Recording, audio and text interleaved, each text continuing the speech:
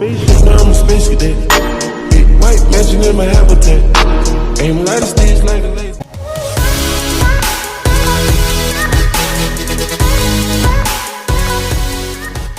Your eyes, they all over me. Don't be shy, take control of me. Get the vibe, it's gonna be lit tonight. Assalamualaikum warahmatullahi wabarakatuh. Perkenalkan, nama saya Alia Rahima Pekpahan dengan NIM 2522203, Prodi Pendidikan Teknik Informatika dan Komputer, Fakultas Tarbiyah Ilmu Keguruan, Universitas Islam Negeri Syekh M. Jamil Jambek, Bukit Tinggi.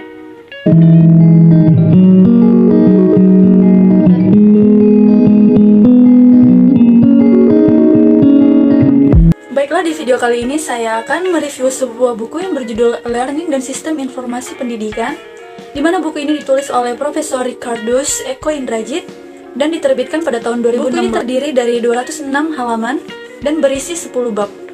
Baiklah, ini dia bukunya.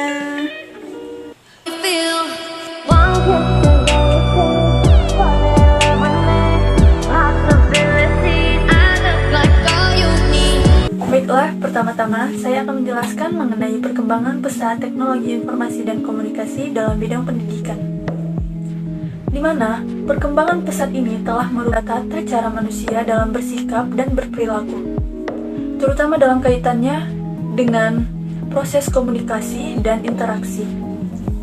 Suatu kenyataan bahwa hampir seluruh bidang indri dan aspek kehidupan masyarakat modern tidak luput dari jangkauan teknologi ini, karena terbukti mampu mendatangkan sejumlah nilai dan manfaat yang signifikan bagi perkembangan zaman dan peradaban umat manusia sekarang ini. Baiklah, selanjutnya saya akan menjelaskan tentang ragam peran strategis teknologi informasi dan komunikasi bagi dunia pendidikan, di mana teknologi informasi dan komunikasi ini berperan sebagai sebuah sumber ilmu pengetahuan yang berupa internet, suatu jejaring raksasa yang dapat mempertemukan dan mengintegrasikan seluruh pusat-pusat referensi pembelajaran yang ada di muka bumi ini. Contohnya saja seperti seorang mahasiswa yang berada di perguruan Bukit Tinggi yang sedang giat-giatnya menekuni pembelajaran ekstrakurikuler bahasa Inggris, di mana ia dapat dengan leluasa mencari bahan-bahan terbaik yang berada dari luar negeri ataupun asal sumber bahasa Inggris tersebut, yang termasuk seperti Amerika maupun negara Inggris. Ia dapat mencarinya dengan mudah melalui internet maupun media-media sosial. Baiklah, selain dari peran strategis tersebut, teknologi informasi dan komunikasi juga memiliki beberapa pemanfaatan, yaitu yang pertama adalah menjadi tempat bertemunya para individu dan pembelajar yang dapat dilakukan melalui berkomunikasi dengan email, chatting, ataupun blogging-blogging lainnya. Lalu yang kedua adalah menjadi pendukung pengajar dan peserta didik untuk mengatasi keterbatasan panca indera dalam menyerap atau mengolah serta menyampaikan berbagai khasana pengetahuan dan potensi yang menjadi objek dalam pembelajaran.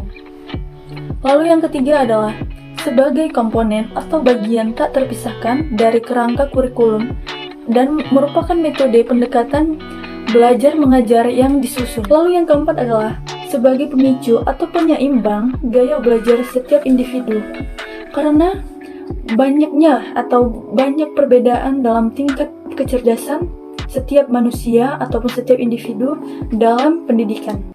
Lalu yang kelima adalah kemampuan teknologi informasi dan komunikasi sebagai teknologi penunjang dalam manajemen operasional institusi pendidikan, agar pengolahan berbagai sumber daya yang dimiliki dapat terjadi secara efektif, efisien, optimal, dan terkontrol dengan baik.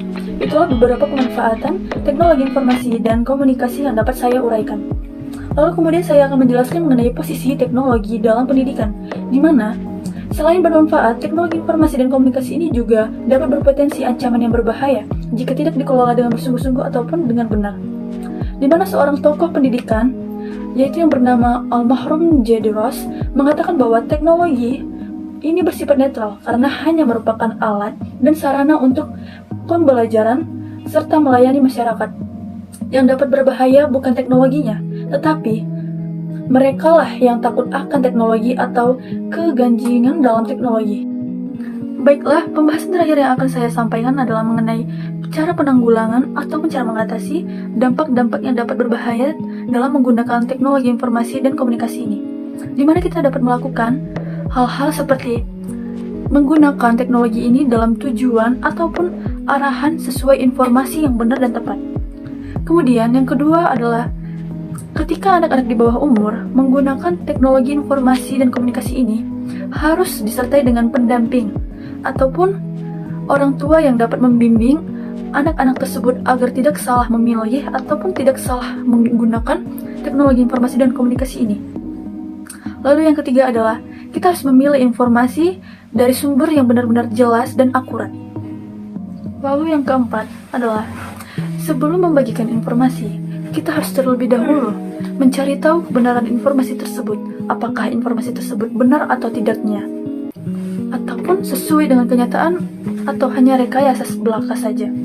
Lalu yang kelima adalah kita harus membatasi waktu dalam menggunakan teknologi informasi dan komunikasi ini, karena kita tidak boleh terlalu berlebihan membuang-buang waktu, apalagi kalau hal tersebut tidak bermanfaat untuk kita dan hanya memberikan hal negatif untuk kita sendiri. Lalu yang terakhir adalah kita harus melestarikan budaya lama yang baik dan menerima budaya baru yang sesuai dengan bangsa dan agama yang kita pelajari dan mengajarkan budaya tersebut kepada orang sekitar dengan baik. Baiklah, alhamdulillah, itulah hasil review buku yang saya dapatkan. Semoga penjelasan ataupun pembahasan yang telah saya sampaikan dalam video ini dapat bermanfaat bagi teman-teman sekalian. Mohon maaf bila ada salah kata atau salah pengucapan dalam penyampaian saya. Saya Lera Ima Pektahan, pamit undur diri. Assalamualaikum warahmatullahi wabarakatuh.